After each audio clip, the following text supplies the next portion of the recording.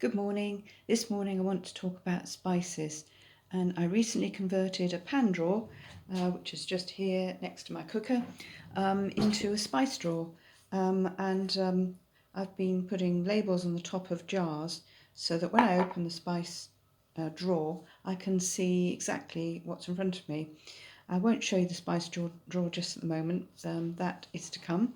But I wanted to talk about how daunting recipes can be if there's a long list of ingredients, for instance, to make curry, and you think, how on earth am I going to do all that and end up with a meal in a reasonable time?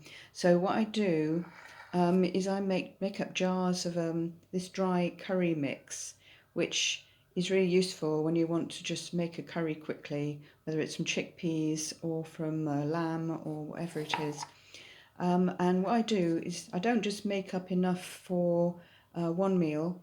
I usually make up enough for 4 people, whether I'm feeding 4 people or two twice.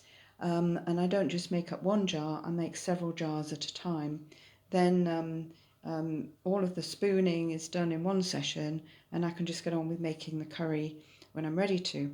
So this one, I've made a dry curry mix for 4 people.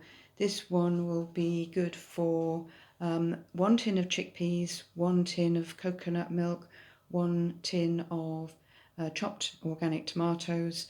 And if you're going to use lamb, for instance, you might want to mix the dry curry mix first with the tomatoes, also some tomato puree, and your lamb, and mix them all and leave them perhaps with a tin of tomatoes too, to marinate before you actually add the rest of the ingredients. The rest of the ingredients would include, for 2 people, 5 cloves of garlic. For 4 people, 10 cloves of garlic. It really does work. Sounds a lot, but it's good.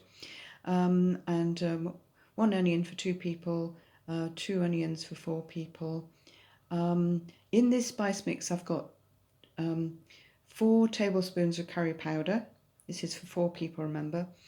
2 teaspoons of salt, 1 teaspoon of allspice, 1 teaspoon of ground ginger, 1 teaspoon of ground cumin, 1 teaspoon of garam masala, half a teaspoon of turmeric, a quarter teaspoon of chili flakes, and I've got all that in one jar, and I've got several jars of this, so I'm ready to go with a curry.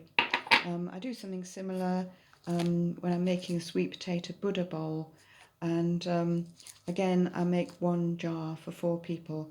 A sweet potato Buddha bowl for me includes big baking tray of 1 tin of drained chickpeas, lots of onion, and some broccoli florets. And the dry Buddha bowl mix is 4 teaspoons of oregano, 2 teaspoons of ground cumin, 2 teaspoons of chili flakes, that's right, and 1 teaspoon of cinnamon. So yeah, that's my mixes for this morning. Enjoy your spices.